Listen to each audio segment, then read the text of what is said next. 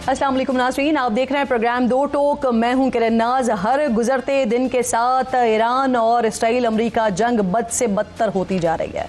गुज़िश्ता रात इसराइल ने तेहरान में ईंधन के बड़े ज़खायर पर हमला किया, जिसके बाद स्याह काले बादलों ने पूरे शहर को अपनी लपेट में ले लिया है। शहर में सांस लेना तक महाल हो गया है। हिलाल अहमर ने खदशा जाहिर किया है कि इसके नतीजे में खारिज होने वाले हाइड्रोकार्बन, सल्फर और नाइट्रोजन ऑक्साइड तेजाबी बारिश का सबब बन सकते हैं, जो शहरियों के लिए शदीद खतरे का बाइस बन सकते हैं। ये हमले किसी एक मुल्क के लिए नहीं बल्कि पूरी दुनिया के माहौल को ख़तरे में डाल रहे हैं। इसराइल और अमेरिका की जानिब से कुछ रोज़ पहले ईरान में स्कूल पर भी हमला किया गया था। अब अमेरिकी सदर ये दावा कर रहे हैं कि स्कूल पर हमला उनकी जानिब से नहीं बल्कि खुद ईरान की जानिब से किया गया है।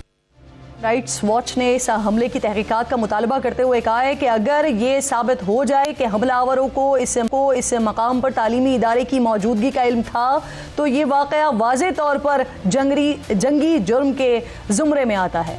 गुज़िश्ता रोज़ जो कशीदगी में कमी की उम्मीदें जागी थी वो फिर से मांद पड़ती हुई दिखाई दे रही हैं। ईरानी सदर ने कल की माफ़ी और खलीजी ममालिक को दोबारा निशाना न बनाने का ऐलान पर वजाहत दी है और कहा है कि उनके बयान को सियाक़ व सबाक़ से हटकर पेश किया गया है। सऊदी अरब ने ईरान पर वाज़े कर दिया है कि सऊदी सरजमीन तवानाई के बुनियादी ढांचे को निशाना बनाया गया तो उसका सख्त जवाब दिया जाएगा। मशरिक़ वस्ता के लिए अमरीकी नुमाइंदा ख़ुसूसी स्टीवर्ट विट्कॉफ़ की जानिब से ये उम्मीद जाहिर की गई है कि अब भी सिफारती हल की गुंजाइश मौजूद है, लेकिन ये होगा कैसे, इसकी तफसीलात अभी नहीं बताई गई हैं। इस दौरान ईरान के अंदर से खबर आई है कि नए रहबर आला का इंतखाब कर लिया गया है, लेकिन ये कौन होंगे इसका ऐलान भी बाद में किया जाएगा। ईरानी पासदाराने इनकलाब की जानिब से भी ये ऐलान सामने आया है कि वो तवीलुल मुद्दती जंग लड़ने की सलाहियत रखते हैं और कम से कम 6 माह तक शदीद अस्करी मज़ाहमत जारी रखी जा सकती है। इस वक्त ईरान का जो सबसे बड़ा हथियार है वो सस्ते ड्रोन्स हैं, जिन्होंने अमेरिका और इसराइल को परेशान कर रखा है। इन सस्ते ड्रोन्स को तबाह करने के लिए 800 से ज़ायद मिसाइल्स दागे जा चुके हैं, जिनमें से हर मिसाइल की लागत $40 लाख तक है, जबकि इनके मुकाबले में ईरानी ड्रोन्स 20 से $50,000 के दरमियान है। फाइनेंशियल टाइम्स के मुताबिक अब अमेरिका ये कोशिश कर रहा है कि ईरानी ड्रोन्स को गैर मौसर बनाने के लिए कोई सस्ता तरीका ही तलाश किया जाए और इसके लिए यूक्रेन के तजर्बे से इस्तेफादा करने का सोचा जा रहा है। यूक्रेन ने हालिया जंग में ऐसे ड्रोन बनाए थे जो रूसी ड्रोन्स के खिलाफ इंतहाई मौसर साबित हुए थे, लेकिन यूक्रेन के पास ये वसी तादाद में दस्तियाब नहीं है, जिसके बाद यूक्रेन से कहा गया है कि वो अपने माहिरीन पेंटागन भेजे ताकि अमेरिका को कम लागत वाले ड्रोन्स बनाने का तरीका सिखाया जा सके। हाल ही में अमेरिका ने एक नया ड्रोन ल्यूकस ये भी लॉन्च किया है, जिसकी कीमत कम से कम $45,000 हो सकती है। मशरिक़ वस्ता में अमरीकी अफवाज के कमांडर एडमिरल ब्रेट कूपर के मुताबिक अमरीका ने ईरानी डिज़ाइन की नकल भी तैयार की है, इसे बेहतर बनाया और अब इसे ईरान के ख़िलाफ़ इस्तेमाल करा है। अब तक जंग में अमरीकी अफवाज पर सबसे मौलिक हमला इसी ड्रोन के ज़रिए ही किया गया है, जिसमें 6 अमरीकी फ़ौजी हलाक हुए थे। इस सारे मामले पर बात करने के लिए मुझे major general retired Zahid Mahmood sahab, जो कि दिफाई तज्ज़ियाकार हैं, ज्वाइन कर रहे हैं। डॉक्टर कमर चीमा साहब माहिर आलमी उमूर हैं, प्रोग्राम में मेरे साथ मौजूद हैं। हुकूमती मौक़िफ़ इस पर क्या है और अपोजिशन इसे किस तरह से देख रही है सारे मामले को, इसके लिए हुज़ैफ़ा रहमान साहब मुआविन ख़ुसूसी बराए वज़ीर आज़म प्रोग्राम में साथ मौजूद होंगे और साथ साथ मुआविन ख़ुसूसी इत्तलात बराए खैबर पख्तूनख्वा शफ़ी जान साहब भी प्रोग्राम में मुझे ज्वाइन करेंगे। मैं आप तमाम मेहमानों को खुशामदीद कहूँगी। जाहिद साहब, आपसे ज़रा हम बात का आगाज़ कर लेते हैं। सर, सबसे पहले ज़रा ये फरमाइएगा, ये जो तमाम सूरत हाल आप बनती हुई देख रहे हैं, तमाम मामलात को आप देख रहे हैं, इस वक्त बड़ी कन्फ्यूजन नज़र आ रही है दोनों तरफ से।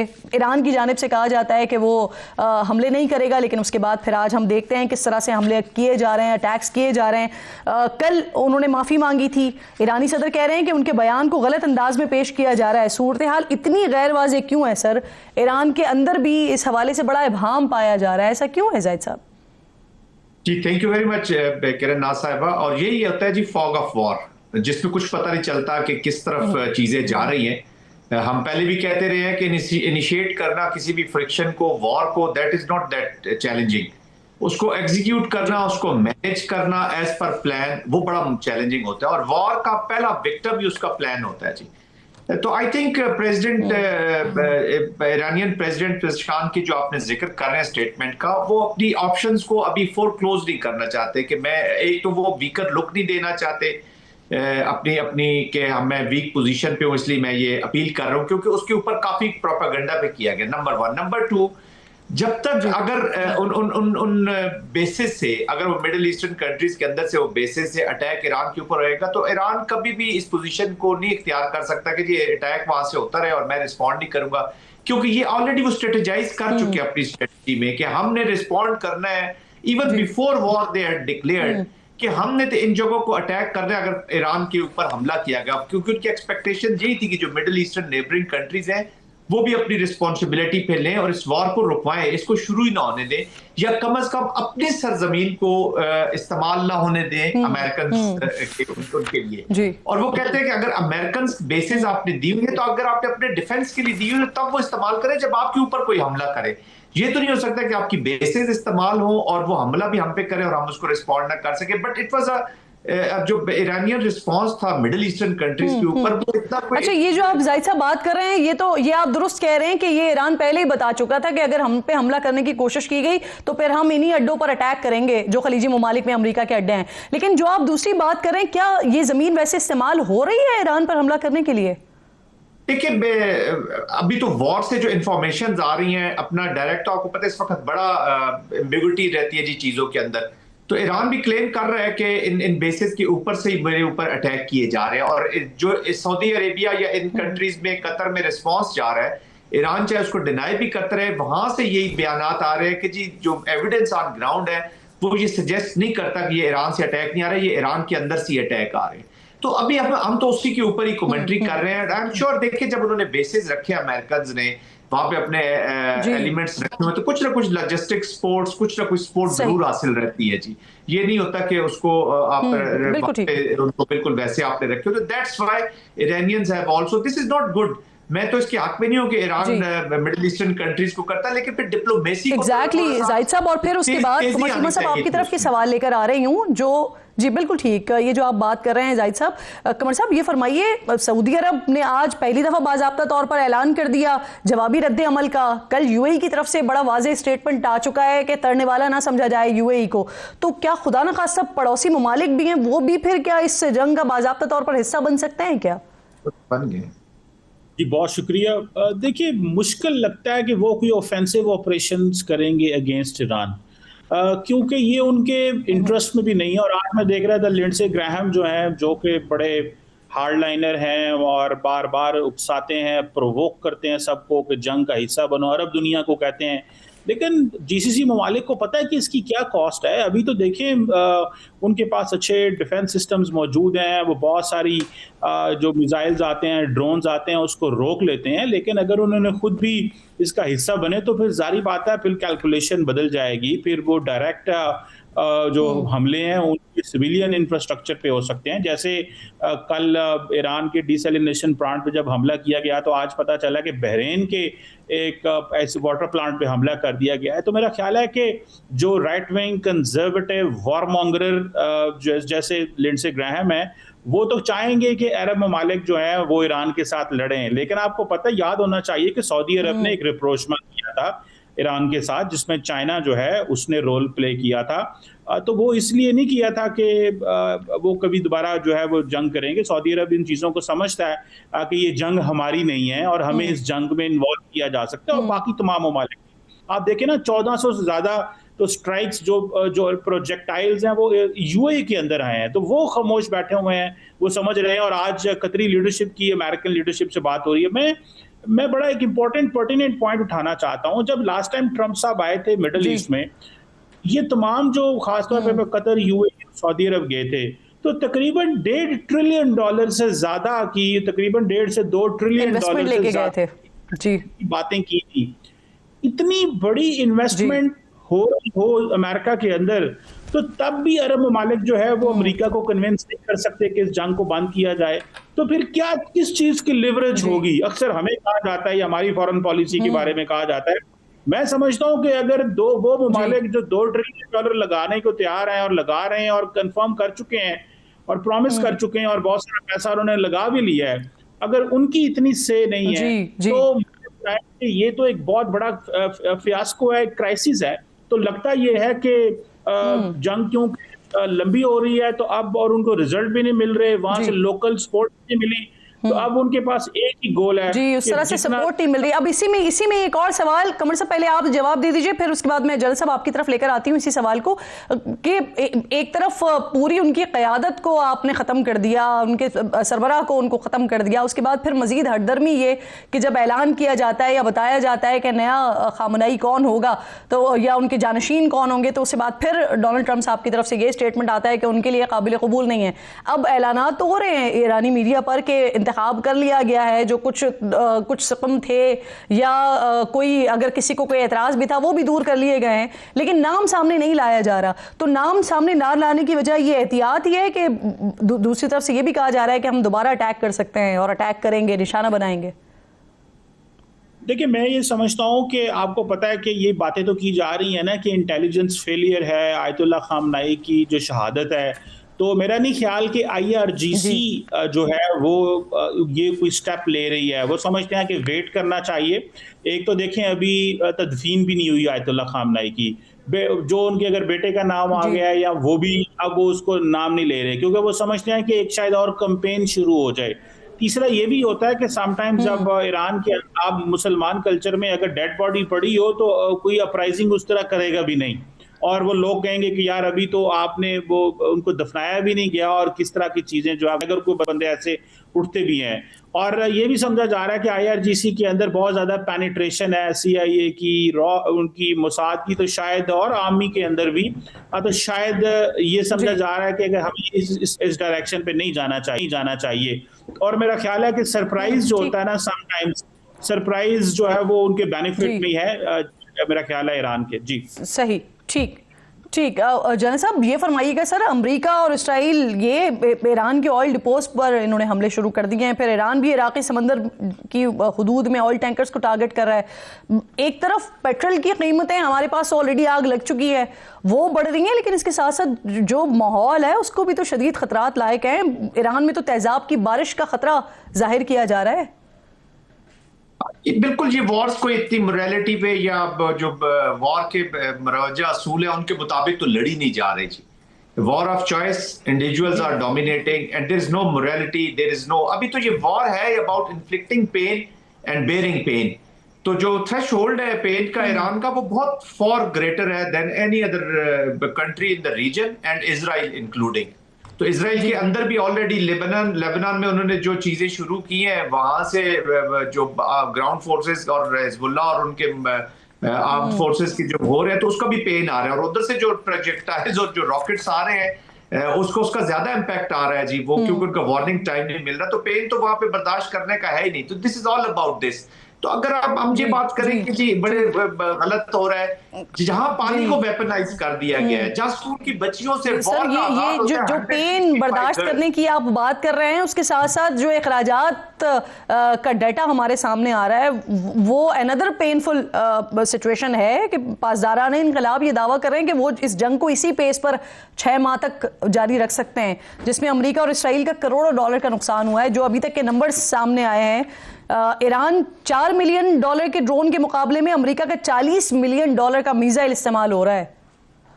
जी बिल्कुल, कॉस्ट तो है ना जी, कॉस्ट तो उसकी है, और वो ईरान चाहेगा कि इसको प्रोलॉन्ग करके और कॉस्ट क्रिएट की जाए। अभी उनके जो रिस्पांस है, जो इंटरसेप्टर्स हैं, उसकी भी मुख्तलिफ रिपोर्ट्स आ रही हैं कि उनके स्टॉक पाइल्स में कमी आ रही है। Even they have tried to contact, मेरे ख्याल में उन्होंने किया है साउथ कोरिया के साथ भी कि वहां से वो ट्रांसफर किए जाए, क्योंकि अगर एक मिसाइल फायर होता है तो 6 से 7 तकरीबन इंटरसेप्टर्स चाहिए उनको उसको इंटरसेप्ट करने के लिए। उसकी प्रोडक्शन के भी सवालात उठने शुरू हो गए।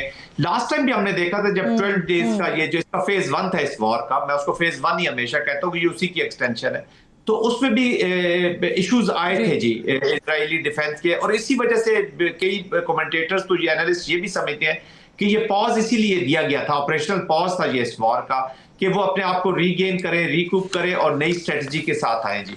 और दूसरी दफा जब अभी आए हैं तो they started off with leadership also, और ये सारी चीजें पिछली दफा भी इन्होंने किया, लेकिन इस समय तो मेन सेंटर ऑफ ग्रेविटी को इन्होंने अटैक किया।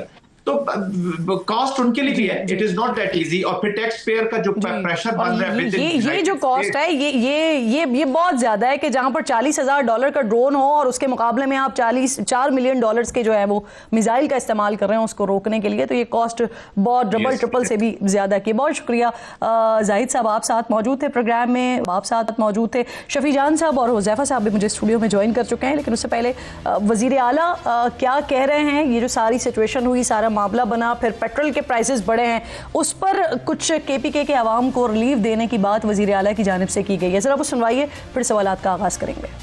सूबाई हुकूमत खैबर पख्तूनख्वा तकरीबन 14 से 15 लाख वो लोग जिनके मोटरसाइकिल रजिस्टर्ड हैं 2200 रुपए का ऐलान करती है कि उनके लिए जो 55 रुपए का इजाफा पेट्रोल में हुआ है वो सूबाई हुकूमत उनके लिए पे करेगी, और ये 2 किस्तों में होगा। 1100 रुपए जल्दी मिलेंगे और 1100 रुपए थोड़ी देर बाद मिलेंगे। यहीं से जरा बात का आगाज कर लेते हैं, और शफी साहब आप रिस्पॉन्ड कीजिएगा इस बात पर जो वजीर आला ऐलान कर रहे हैं, रजिस्टर्ड मोटरसाइकिल सवारों को 2 किस्तों में 2200 रुपए का रिलीव है, तो इसका मैकेनिज्म क्या होगा, किस तरह से दिए जाएंगे, क्या रिलीफ मिलेगा?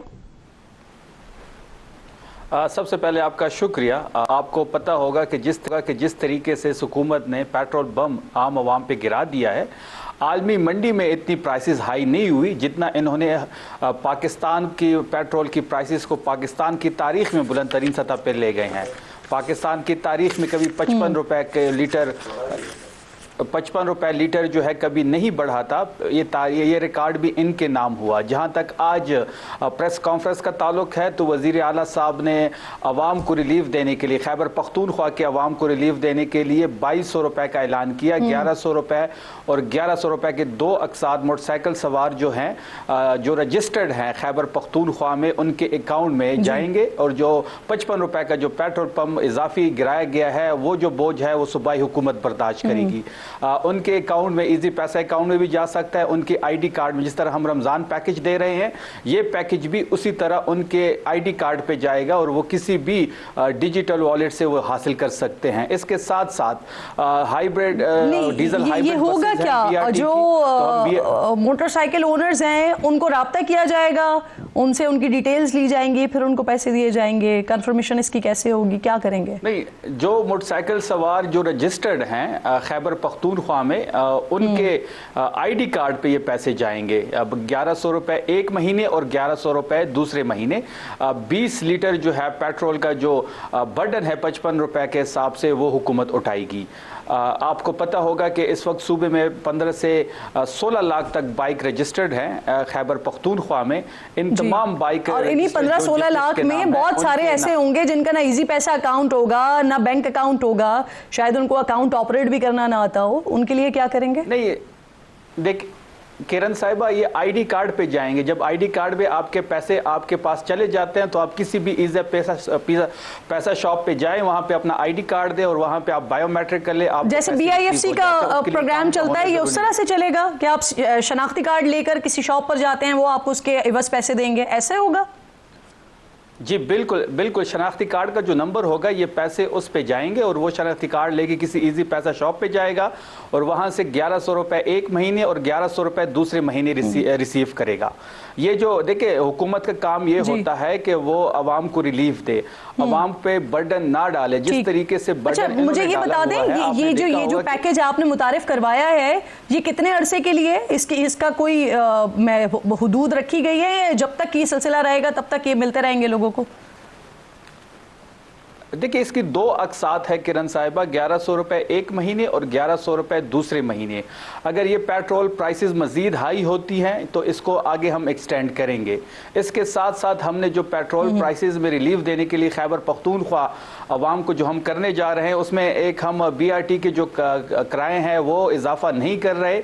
इसके साथ साथ हमने 52 न्यू LC खुल गई है, न्यू बसेस के 140 नई बसेस आनी हैं, उसमें 10 बसेस जो है वो पिंक बसेस होगी, जो हमारी बहनें उसमें सफ़र करेंगी, उसका जो किराया होगा वो आम BRT के बस से कम होगा। इसके साथ साथ अब गंदम की कटाई का सीज़न है तो थ्रेशर यूज़ होगा, उसमें भी डीजल यूज़ होता है। तो हम किसान पैकेज लेके आ रहे हैं।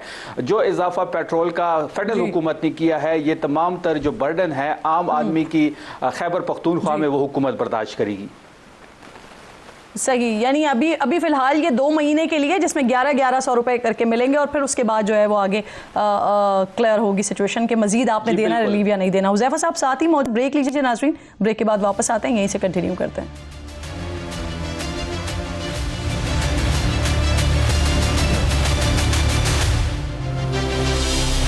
प्रोग्राम में एक बार फिर आपको खुशामदीद कहते हैं ये मसनूआत की कीमतों में इजाफा हुआ और उसके बाद खैबर पख्तूनख्वा में जिस तरह का रिलीफ दिया गया है, उसके बाद मरकज़ में या पंजाब में जहाँ जहाँ PMLN की हुकूमत है वहाँ किस तरह का रिलीफ दिया जा रहा है। हुज़ैफा साहब साथ ही मौजूद है। हुज़ैफा साहब, सुहेल आफरीदी साहब कह रहे हैं कि 12 अरब का जहाज़ जो है वो ख़रीदा जा सकता है, लेकिन सब्सिडी नहीं दे सकते आप लोग आवाम को। जी बहुत शुक्रिया जी। पहली बात तो ये है कि हर मामले में जो है वो सियासत करना ये नामुनासिब चीज़ होती है। मैं आपकी स्क्रीन पे बैठ के कोई 55 रुपए जो कीमतें बढ़ी हैं उसका दिफा नहीं करूंगा और बीइंग पॉलिटिशियन बनता भी नहीं है, लेकिन अगर आप मुझसे बीइंग इकोनॉमिस्ट पूछेंगे या हुकूमत के अहदेदार होने के नाते तो मेरा ये काम जरूर है कि मैं फैक्ट्स आपके सामने रखूं कि कीमतें बढ़ी क्यों। यानी बहुत सारे लोग होते हैं ना, बात करते हैं कि जी PTI के दौरे हुकूमत में $120 फी बैरल कीमत थी और पेट्रोल आपको 150 रुपए मिल रहा था। यानी आधी बात बता देते हैं कि नमाज ना पढ़ो, आगे नहीं बताते कि अगर नशे की हालत में हो। यानी वो $120 जब कीमत थी तो डॉलर उस वक्त 170 रुपए के ऊपर था और जब हमारी अदम एतमाद की तहरीक मुकम्मल हुई तो डॉलर 325 पे चला गया था। यानी आप यूं समझेंगे वो $120 फी बैरल की कीमत उस दौर के हिसाब, अगर आज के दौर के हिसाब से 60 रुपए बनती है। और दूसरी बात यह कि IMF इस मुल्क से नाराज ही इस बात पर हुआ। लेकिन पहले आपकी पहले वाली बात को तो मुकम्मल कर लेना, ये भी इसमें ऐड करें ना साथ साथ कि उसमें लेवी कितनी थी और जो लेवी थी वो 25 रुपए ले रही थी। अगर आप मुझे मौका देते, 100 रुपए का लेवी है सर। आपके चुपते हुए सवाल का जवाब मैं दे चुका हूं। आप 25 शोर करते थे। आ रहा हूं जी, बिल्कुल। बेसिकली 150 रुपए के ऊपर पेट्रोल की कीमत थी।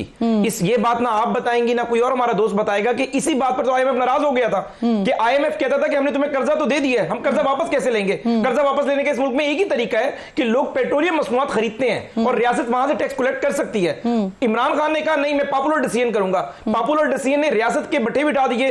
पूरी दुनिया हमसे नाराज हो गई कि IMF जो मालियाती इदारा है जो लोन में डील करता है, अगर हम उसे डॉज कर सकते हैं बाकी तो कोई मुल्क रह नहीं जाता। इवन के हमारे ब्रदर मुल्क नाराज हुए। यानी बेसिकली ये वो कॉज थी। अगर उस वक्त 150 वो कीमत ना रोकता, 180 पे लेकर जाता और IMF का हमारा पैकेज बहाल रहता। हमने लेवी खुद तो नहीं लगाई, हमारे ऊपर IMF ने हमारी गर्दन पे अंगूठा रखकर हमें कहा कि लेवी आप लगाएं ताकि हम IMF को उसका लोन वापस कर सकें। हमारे लिए बड़ा आसान फैसला होता, हम भी वही वाला काम करना। चले अगर उस वक्त IMF का ये प्रेशर था और अगर वो गलत कर रहे थे तो उस वक्त लेवी हुकूमत बहुत कम ले रही थी, लेकिन आप लोग उस पर बहुत तनकीद किया करते थे। देखिए ये जरूर हो सकता है, इट माइट बी पॉसिबल कि उस वक्त हम सियासी नैरेटिव बनाने के लिए कोई ऐसी बात कर रहे हो और उस वक्त की हुकूमत अगर नहीं, इट माइट बी पॉसिबल। इंसान को अपनी गलती का इदराक होना चाहिए। अगर उस वक्त की हुकूमत कीमतें बढ़ाती और रियासत पे वो बोझ ना आता जिसके बाद हमने 4-5 महीने जिस तरीके से IMF को मनाया, और आज अगर एक आम आदमी 100 रुपए पर लेवी बर्दाश्त कर रहा है, ये बानी तहरीक इंसाफ के उस फैसले की वजह से बर्दाश्त कर रहा है जिसने 8 महीने 150 रुपए पेट्रोल रोके रखा। अगर ये काम ना होता थोड़ा थोड़ा, यानी IMF को हम पैसे देते रहते,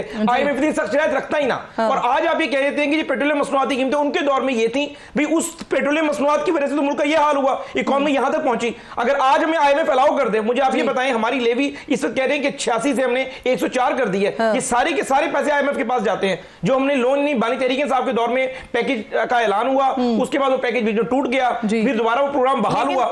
जी प्लीज। लेकिन अभी जो पैसे बढ़ाए जा रहे हैं वो तो ये हमें बताया जा रहा है कि क्योंकि महंगा पेट्रोल आगे से खरीद रहे हैं तो इसके लिए किया जा रहा है। और अभी आप ये कह रहे हैं कि जितना भी 104 रुपए जो हो गया है अब लेवी के मद में, ये सारा IMF के पास जाता है। सारे पैसे जाहिर है हमने लोन वापस करना है ना। हम जो टैक्स कलेक्शन आपकी तनख्वाह के ऊपर अगर हमने बोझ डाला है, आपकी तनख्वाह पहले लेट से आपकी 5 लाख तनख्वाह थी और 1 लाख टैक्स जा रहा था, अब 2 लाख टैक्स जा रहा है। हमने बेसिकली टैक्स नेट को जो बढ़ाया है, जो टारगेट हमें IMF ने दिया उसको अचीव करने के लिए बढ़ाया है, कोई हमारी अपनी जेब में तो पैसा नहीं जा रहा। और दूसरी बात जो आप फरमा रही हैं कि बेसिकली ये जो कीमतें बढ़ी हैं इसके अंदर एक सर्टेन लिमिट जो है वो अगर 36-37 रुपए आलमी मार्केट में कीमत बढ़ी, आज बकायदा कई जर्नलिस्टों ने इस पर ट्वीट किया, मैं एग्री करता हूं, लेकिन 15-16 रुपए वो कह रहे लेवी बढ़ाई है। तो भाई लेवी इसलिए बढ़ाई है कि IMF के टारगेट को हमने अचीव करना है। अगर ये कीमतें जिस तरह आलमी मार्केट में हमने तो कीमत बढ़ाई है 55 रुपए। अच्छा, ये जो अभी इजाफा हुआ है हमारे पास है, ये IMF के दबाव पर हुआ है? नहीं, दो बातें हैं इसके अंदर। ये इजाफा इसलिए किया गया है कि अगर अल्लाह ना करे आलमी मार्केट में कीमतें इतनी ज्यादा हो जाएं कि हम वो बोझ अगर आवाम पे ना डालें तो फिर IMF की ज़ाहिर जो शर्त है हमें लेवी को अपना कम करना होगा। अगर हम लेवी को कम करेंगे तो फिर क्या होगा? जाहिर IMF को उसका कर्ज वापस सर मैं बाकी ममालिक को देख रही हूँ, इंडिया, बांग्लादेश, बाकी ममालिक में कभी बानी तहरीक इंसाफ नहीं आया, कभी इसको सेटल करने के लिए आपने ये नहीं किया। छोड़ देना तहरीक इंसाफ को 2022 सर, अब 26 आ गए। अब अगर आप कर्जों का खसारों का देख रहे हैं ना तो वो आपके पलड़े में ज्यादा आ रहा है। अब माफ कर दें सर।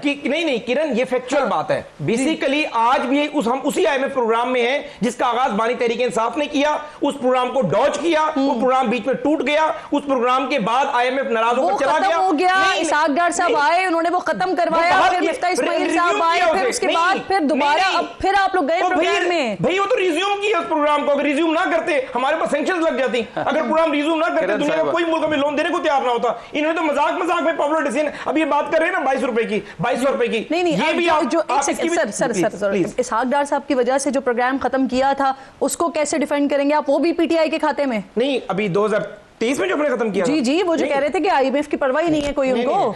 इसहाक डार साहब ने ये कहा था कि जो प्रोग्राम हम बहाल कर रहे थे उसके हवाले से IMF ने शिकायत लगाया जा रहा था, तो डार साहब ने एक स्टेटमेंट दिया था कि IMF की जरूरत नहीं है। वो उस प्रोग्राम की बहाली जो बानी तहरीक इंसाफ के दौर में मुअत्तल हो गया था और हमने दोबारा जो प्रोग्राम नई टर्म एंड कंडीशन पे शुरू किया वो उस प्रोग्राम की कंटिन्यूटी थी। IMF को हमने लोन देना था, IMF से क्लियर नहीं हुए। आप थोड़ा मिक्स कर रहे हैं।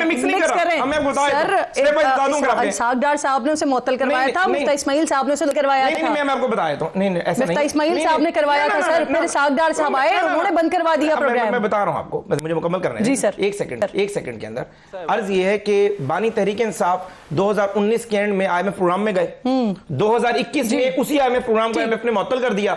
2022 में PDM की हुकूमत आई, PDM ने इंतहाई सख्त टर्म एंड कंडीशन के ऊपर मिफ्ता इस्माइल साहब ने उस प्रोग्राम को कंटिन्यू किया और IMF फिर भी राजी नहीं हो रहा था। फिर डार साहब आए। अगर माजी में रहेंगे ना सर, तो ये अभी मौजूदा जो सूरत हाल है जहां पर हम देख रहे हैं कि पाकिस्तान जो है वो सबसे ज्यादा एहतियाती तदाबीर करके बैठा हुआ है, बाकी ममालिक मुझे लो नजर आ रहे हैं। शफी साहब मुझे ये फरमाइए सर, KP हुकूमत पर इस वक्त तनकीद भी हो रही है कि वहां रमजान रिलीफ पैकेज का ऐलान नहीं हुआ है। वजीर आला साहब ने इतराफ किया है कि कुछ टेक्निकल इशूज हुए जिसकी वजह से रमजान पैकेज में ताखीर हुई है। तो अब तक कितने मुस्तहिकीन हैं जिनको पैकेज मिल सका है, इस पर भी रिस्पॉन्ड कर दीजिएगा। ये देखिए हर चीज़ पे नून लीग सियासत करती है, फिर ये कहते हैं कि जी हम सियासत नहीं करते। जहाँ तक रमज़ान पैकेज की बात है 2 लाख खानदानों तक को पैसे मिल चुके। संडे तक, कल मंडे को इंशाल्लाह हम 9 लाख की फिगर पे पहुंच जाएंगे। ये जो एक प्रोपेगेंडा कर रहे हैं कि जी रमज़ान का पैकेज, लोगों को पैसे नहीं मिल रहे, आए देखें पूछे, आप किसी भी रिटेल स्टोर पर जाए, किसी भी डिजिटल वॉलेट के पास जाए, वो आपको बता देगा। देखिए जो हुज़ैफा साहब ने यहाँ पे बात की पेट्रोल के हवाले से, सारी गलत बयानी की। पहली बात कि जब हमारी हुकूमत आई तो डॉलर 134 का था और जब हम छोड़ के गए डॉलर 184 का था। आज डॉलर 285 का है। इन्हीं की हुकूमत में ये डॉलर 330 तक जा चुका है और मसनूई तरीके से इन्होंने रोका हुआ है। और जहां तक लेवी की बात है तो लेवी, जब आपको याद होगा कोविड आया तो इमरान खान साहब ने 20 रुपए की लेवी थी उस टाइम, हमने लेवी खत्म कर दी थी। इसके साथ साथ आज आप देख ले कि आपने 80 रुपए की बजाय लेवी 105 पे ले गए हैं, पहली बात। और आप सबसे ज्यादा महंगा पेट्रोल इस खिते में बेच रहे हैं। इंडिया में प्राइसेस नहीं बढ़ी, श्रीलंका में प्राइसेस नहीं बढ़ी, बांग्लादेश में प्राइसेस नहीं बढ़ी ना। एक तरफ जंगी सूरत हाल चल रही है, दूसरी तरफ हमारे पास ये जो पेट्रोल बम गिर गया है इसके ऊपर बातचीत हो रही है। उसमें एक और बहुत अहम इशू है 2 मिनट दे दें, इस तरह नहीं होगा। मैं पिछले 3 दिन से मुझे 2 मिनट दे दें, मुझे 2 मिनट दे दें।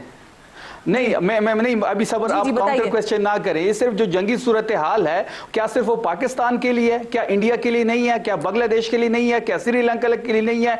इन्होंने तो खुद कहा था कि हमारे पास 28 दिन का स्टॉक पड़ा हुआ है। जब 28 दिन का स्टॉक आपके पास पड़ा हुआ था पेट्रोल का, तो उस पेट्रोल पे आपने कीमत कैसे बढ़ा दी? ये किस किस्म का डाका आप मारने जा रहे हैं? शफी साहब तो डाके मारने आई हुए हैं, एक बहुत इंपॉर्टेंट इशू है सर, जिस पर मैं 3 दिन से बात करना चाह रही हूँ। प्लीज मुझे उसका शॉर्टली जवाब दे दीजिए।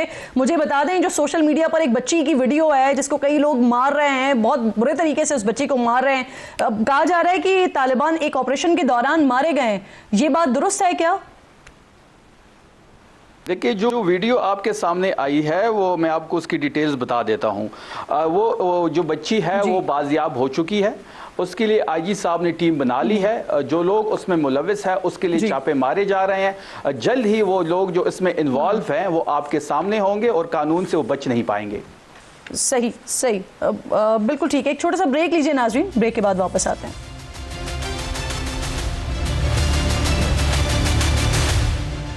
प्रोग्राम में एक बार फिर आपको खुशामदीद कहते हैं नाजरीन। ईरान जंग के शोर में हुकूमत ने नैब कानून में तरमीम मंजूर करवा ली है, जिसके तहत चेयरमैन नैब को 3 साल तक तौसी देने का रास्ता हमवार हो गया है और साथ साथ नैब की कार्रवाई के लिए करप्शन की हद जो 2022 में पीडीएम हुकूमत ने 50 करोड़ तय की थी, अब वो भी बढ़ जाएगी। नए कानून के तहत करप्शन को महंगाई से मुंसलिक कर दिया गया है। अब हर माली साल के आगाज पर पाकिस्तान ब्यूरो ऑफ स्टैटिस्टिक्स के इन्फ्लेशन इंडेक्स के मुताबिक माली हद मुकर्रर होगी। सीनियर सहाफ़ी अंसार अब्बासी के मुताबिक नैब करप्शन की हद कम करके 30 करोड़ करवाना चाह रहा था, लेकिन हुकूमत ने इसे मजीद बढ़ाकर हैरान कुन तौर पर नैब तरमीम बिल सेनेट में बलूचिस्तान से मुंतखब आज़ाद सेनेटर अब्दुल कादिर ने प्राइवेट मेंबर डे ना होने के बावजूद प्राइवेट मेंबर बिल के तौर पर पेश किया, जिसकी मंजूरी हुकूमती अरकान ने भी फौरन दे दी। करप्शन को महंगाई से मुंसलिक करके क्या जस्टिफाई करने की कोशिश की गई है और इसका तयन कैसे होगा, इसके लिए दोनों मेहमान साथ ही मौजूद हैं। सर, ऐसे वक्त में कि जब सिचुएशन समझ नहीं आ रही है किस तरफ जा रही है, उस वक्त में इतना अफरा तफरी में और ये 50 करोड़ की हद, इसको महंगाई के साथ मुंसलिक करना, ये क्या किया आप लोगों ने? मैं बिल्कुल इस पे आपको रिस्पांस देता हूं। अगर आप कहें तो शिमला जान ने जो आखिरी बात की उस पे मैं 30 सेकंड में बात कर लें। अच्छा, ठीक है, ओके, बस उस पेट्रोल को फिर पीछे हम डाल देते हैं आपकी खातिर। अर्ज ये है कि बिल्कुल, एक तो मैं हमेशा इस बात का कायल रहा हूँ कि कभी भी कोई तरमीम पर्सन स्पेसिफिक नहीं होनी चाहिए, और जाहिर है जब आप पर्सन स्पेसिफिक की तरमीम करते हैं तो उससे ज़रा एक इम्पैक्ट जाता है कि शायद आप इदारों को नहीं किसी फ़र्द को मजबूत कर रहे हैं। लेकिन ये भी आप जहन में रखें कि जब मुल्क के अंदर एक ट्रेजरी बेंचेज हैं जिसमें हम बैठे हुए हैं, एक अपोजिशन बेंचेज हैं, अगर उनके अंदर इतनी शदीद डिफरेंस मौजूद हो कि आज 1 साल हो गया है अपोजिशन लीडर ने कभी ये बात नहीं की कि जी हम मिलकर बैठ जाएं, बाकी इख्तलाफ अपनी जगह पर, हम चीफ इलेक्शन कमीशन की तैनाती कर लें, क्योंकि आइन में लिखा हुआ है कि आपने मीनिंगफुल कंसल्टेशन करनी है, और यही असूल चेयरमैन नैब के लिए भी मौजूद है। तो बजाय ये कि चेयरमैन नैब के तैनाती के मामले के अंदर एक मजीद तातुल आ जाता, अगर इंटेग्रिटी वाला शख्स बैठा हुआ था और मुझे ज़ाती तौर पर पता है कि जाना चाहते थे, लेकिन हमारी हुकूमत ने कहा कि बजाय ये कि हम नैब की तैनाती के लिए एक पूरा प्रोसेस शुरू करें, अपोजिशन पर फिर एतराज करे और नैब का इदारा फिर खाली पड़ा रहे। सर, अभी 50 करोड़ पे आए। अच्छा, इस पे मैं आ रहा हूँ। 50 करोड़ की जो बात की पहले 50 करोड़ की क्यों हुई थी, आप इस गहराई में कभी नहीं गई जी।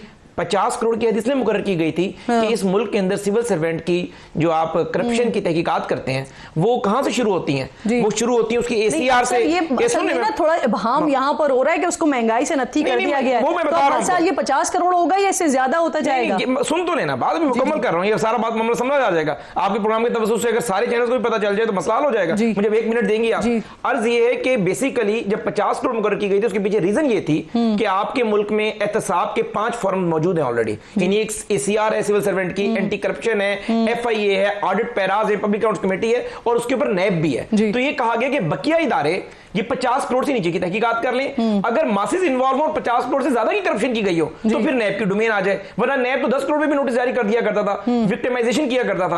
अब क्या हुआ? अब आखिरी बात है, अब डॉलर का जो एक डिफरेंस है और उसके अलावा जो महंगाई और ये सारी सूरत हाल है, उसके अंदर नैब ये आइडेंटिफाई नहीं कर पा रहा था कि इसी 50 करोड़ की करप्शन है, 50 से कम है। आपने तो और इब्हाम कर दिया। नहीं, अबाम नहीं किया, महंगाई से मुंसलिक कर दिया। नहीं, शुमारियात का इदारा जो एक फिगर बता देगा और वो फिगर अगर फाल कर रहा होगा सर्टेन लिमिट के ऊपर तो उसके मुताबिक नैब इंक्वायरी करेगा। अदरवाइज बकिया जो इदारे हैं करप्शन के वो तहकीकात करेंगे, चाहे वो एफआईए है चाहे एंटी करप्शन है। अगर वो नैब के डोमेन में नहीं आ रहा तो इसका मतलब हरगिज नहीं है कि करप्शन को हमको वैलिडेट कर रहे हैं। बकिया जो करप्शन के इदारे हैं एफआईए और एंटी करप्शन वो इसी मकसद के लिए हैं। सर, ये बैठ के ना हम सबको समझना पड़ेगा कि ये मामला है क्या, क्योंकि ये फिलहाल तो नहीं, फिलहाल तो समझ नहीं आ रहा। शफी साहब, आपको समझ आ रहा है सर? ये महंगाई से मुंसलिक होगा, 50 करोड़ से ऊपर करें, 50 करोड़ से नीचे करें, करप्शन अगर करेंगे तो ये महंगाई से मुंसलिक होगा। फिर चैलेंज करेंगे आप आईनी अदालतों में? से ये बात कर देखिए, मैं तो डे 1 से कह रहा हूं कि ये हुकूमत डाके मारने आई है, दिहाड़ी मारने आई है। देखिए,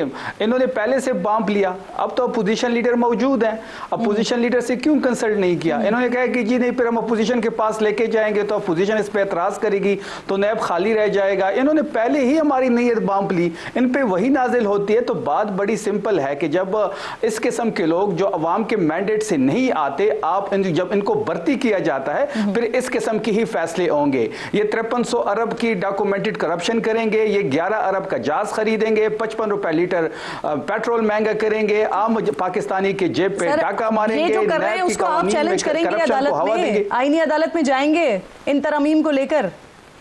हाँ, हम तो जरूर, हम तो चाहते हैं कि अदालत हमारा जब लिमिट मुकर्रर की थी उसका सबसे पहला बेनिफिट इमरान खान ने उठाया था, ये भी बताएं। चाहते हैं जी, हम सबसे पहली दरखास्त बानी तहरीक इंसाफ की गई सर, वो आई थी ना, अभी आप जाएंगे तरमीम लेकर? हम बिल्कुल लेके जाएंगे, लेकिन अल्लाह करे कि अदालत हमारा केस सुने। अदालत को जब तहरीक इंसाफ के लोग अदालत में जाते हैं तो जो जज होता है वो बगैर सलाम लिए चैम्बर में चला जाता है। अल्लाह करे कि ये केस सुना जाए और हम लेके जाएंगे इंशाल्लाह इसको। ठीक सर, वो आप किसी और मामले पर गए थे, हो सकता है इस मामले पे सुन ली जाए आपकी बात। बहुत बहुत शुक्रिया, आप दोनों मोअज़्ज़ज़ मेहमान प्रोग्राम थे। वक्त भी खत्म हो गया है। इंशाल्लाह नाज़रीन से जुमे को मुलाकात होगी। अपना और अपने मुल्क का खास ख्याल रखिए। फ़लस्तीन को, मकबूजा कश्मीर को अपनी दुआओं में याद रखिए। अल्लाह ने के बाद।